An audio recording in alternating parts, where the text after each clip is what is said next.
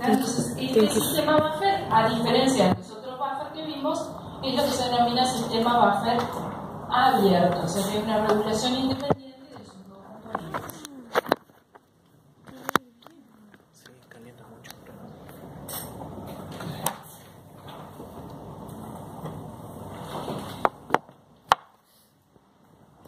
Entonces, el pH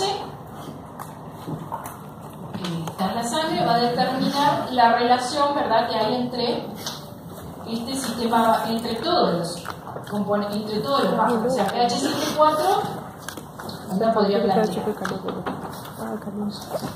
pH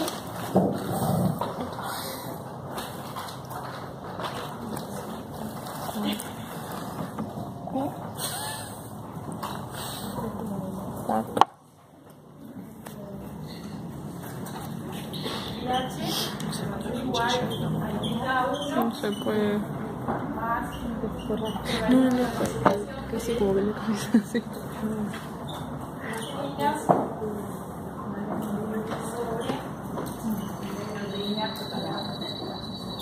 esto es igual a 2 más el logaritmo de la concentración de O4 sobre H2O4, y esto es igual a delta 3 más el logaritmo de la concentración de carbonato.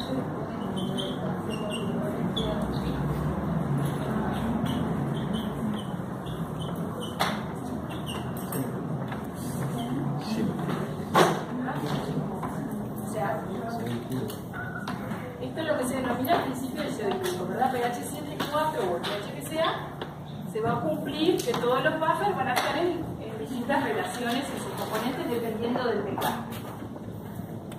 Mientras los componentes de estos sistemas buffer no los podemos modificar, como decíamos, este sistema buffer es un sistema abierto, esta es la ventaja frente a los demás. Es lo que estaba representado, ¿verdad? El bicarbonato le vamos a llamar el componente respiratorio, perdón, el componente metabólico del sistema buffer, que es el que está regulado por los pulmones, y la PCO2 que llamamos componente respiratorio del sistema buffer. ¿Cómo funciona el componente respiratorio? La regulación respiratoria lo saben ustedes mejor que yo, ¿verdad? Ustedes saben que existen y receptores tanto a nivel de la aorta como del centro respiratorio vulvar que están sensando tanto las concentraciones de CO2, la PCO2, como también la PO2.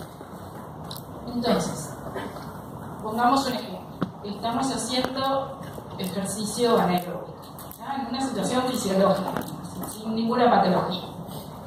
Estamos en, no sé, clase de pilates o yoga y mantenemos la pierna así como media hora y que te hacen dejar para arriba. Empezamos a producir lactato. Entonces, como ese lactato va a producir un aumento de la concentración de hidrogenio en el interno, ¿verdad? Un descenso del pH. Es decir, que se van a alterar las relaciones entre todos estos componentes de mi sistema buffer. ¿Qué va a pasar con el caso del buffer bicarbonato CO2? Aumenta la concentración de protones, entonces este sistema buffer se va a desplazar hacia la formación del ácido, ¿verdad? Los protones se van a combinar con el bicarbonato, va a aumentar la concentración de ácido carbónico, por lo tanto va a aumentar la PCO2. Eso va a estimular el centro respiratorio, va a aumentar la ventilación alveolar y de esa manera entonces va a aumentar la cantidad de CO2 expirada. Entonces tenemos un sistema, decíamos, mientras estos sistemas buffer, al aumentar el ácido va a quedar ahí, este otro sistema buffer va a permitir que este aumento en la PCO2 rápidamente disminuya. ¿Por qué? Porque lo podemos exhalar el CO2. Y de esa manera podemos entonces restablecer el desequilibrio ácido-base. Ninguno genera una acidosis con consecuencias para la salud por una clase de pilates o por cualquier ejercicio anaeróbico, ¿verdad? Todo lo contrario. ¿Por qué? Porque tenemos estos sistemas de regulación del equilibrio ácido-base. Bien, entonces de esa manera nosotros al disminuir la PCO2 vamos a llevar nuevamente a este equilibrio que sea 20, o sea que la relación entre bicarbonato y PCO2 vuelva a ser 20:1 para que el pH sea 7,4. Entonces, este tipo de esquemas ayudan para entender esto. Tenemos acá una balancita cuyo dial está en 7,4, ¿verdad? Que sería el pH. En los componentes, este equilibrio de 7,4 se mantiene a expensas de que tenemos 20 de bicarbonato y 1 de CO2. ¿Sí? Cuando tenemos un trastorno del equilibrio ácido-base, que lo vamos a clasificar en acidosis y alcalosis, ¿verdad? Acidosis cuando el pH es menor de 7,37 y alcalosis cuando el pH es mayor de 7,43. Entonces, cuando la alteración primaria del desequilibrio ácido-base es la concentración de bicarbonato, vamos a tener los llamados trastornos metabólicos del equilibrio ácido-base. Entonces vamos a tener una acidosis metabólica. En el caso de una acidosis metabólica, disminuye, entonces decíamos, el componente metabólico, que es el bicarbonato. Entonces esto que estaba en equilibrio a 7,4, el pH disminuye. Como ven en este esquemita, disminuye porque bajó el bicarbonato. Entonces se perdió la relación 20:1. En este esquema quedó 10:1 y por eso el pH está a 7,1. ¿Cómo se puede compensar este desequilibrio ácido-base? Bueno, como hacemos el pulmón, la respuesta respiratoria va a ser aumentar la frecuencia respiratoria de modo que exhalemos mayor cantidad de CO2. Y por eso acá vemos que el CO2 pasa de ser 1 a ser 0,75. La respuesta respiratoria, en el caso de un trastorno metabólico severo, nunca logra compensar totalmente el desequilibrio ácido-base. ¿Por qué?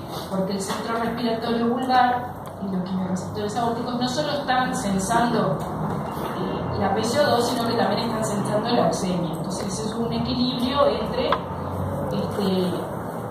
los dos estímulos. Entonces no vamos a aumentar la frecuencia respiratoria más allá de restablecer la oxemia normal también. Entonces acá bajamos la PCO2 y a su vez, si el riñón comienza a generar nuevo bicarbonato, al aumentar el bicarbonato vamos a restablecer esta relación 20:1, de modo que el pH va a volver a ser 7,4. En el caso de una alcalosis metabólica, vamos acá, la alcalosis metabólica se caracteriza por tener un aumento en la concentración sanguínea de bicarbonato. Un ejemplo de alcalosis metabólica podría ser la oclusión pilórica. Si ustedes ven un paciente con una oclusión pilórica, el paciente tiene vómitos. Cada vez que vomita está perdiendo jugo gástrico. Recuerdan que para sintetizar el ácido clorhídrico al estómago se generaba bicarbonato en medio interno. Por lo tanto, se está perdiendo ácido clorhídrico, se está generando todo el tiempo bicarbonato en medio interno y por eso puede presentar este paciente una alcalosis metabólica. Como ven acá, se perdió la relación 20:1 y por eso aumentó el pH. ¿Cuál es la respuesta compensatoria que se va a producir? A nivel respiratorio se va a disminuir la frecuencia respiratoria, ¿verdad? Entonces vamos a retener CO2. Ven que pasamos de tener 1 a 1,25. Y a nivel renal, el riñón lo que va a hacer es secretar mayor cantidad de bicarbonato, de modo de bajar los niveles plasmáticos de bicarbonato. Entonces se va a restablecer la relación 20:1 y vamos a volver a tener un pH de 7,4. Otra vez, la respuesta respiratoria nunca puede ser completa, ¿verdad? En este caso todavía menos, ¿verdad? Nosotros no podemos generar una hipoventilación tal de que tengamos una hipoxemia. Bien, y los trastornos respiratorios del equilibrio ácido-base también se clasifican en acidosis y alcalosis. Entonces, las acidosis respiratorias se caracterizan por tener un aumento en la PCO2. Los pacientes que tienen trastornos obstructivos del respiratorio, ¿verdad? Los pacientes con EPOC, una asma muy severa, pacientes que tienen depresión del centro respiratorio, ¿verdad? Todos los pacientes que están en coma van a tener una acidosis respiratoria. Entonces, tenemos un aumento en la PCO2, por lo cual, ¿verdad? Esta relación deja de ser 20:1 y el pH disminuye. ¿De qué manera recomponemos el equilibrio ácido-base? En este caso, que tenemos un aumento en la PCO2, la única forma de reconstituir o revertir este aumento de CO2 es aumentar la concentración plasmática de bicarbonato, ¿verdad? Esa es la respuesta renal. Y entonces vemos que nuevamente llegamos a la relación 20:1 que decimos entre bicarbonato y CO2 y recomponemos el pH. Finalmente tenemos la alcalosis respiratoria, ¿verdad? Donde tenemos una hiperventilación por un trastorno de ansiedad, por ejemplo. Entonces el trastorno primario es un descenso de la PCO2 y eso entonces se va a reflejar en una alcalosis respiratoria. Se pierde de nuevo esta relación 20:1 y aumenta el pH. ¿Cómo logramos revertir este desequilibrio ácido-base? Bueno, disminuyendo la concentración plasmática de bicarbonato, y esto lo hace también el riñón, porque el riñón no solo es capaz de generar bicarbonato, sino también es capaz de secretar bicarbonato cuando hay en exceso.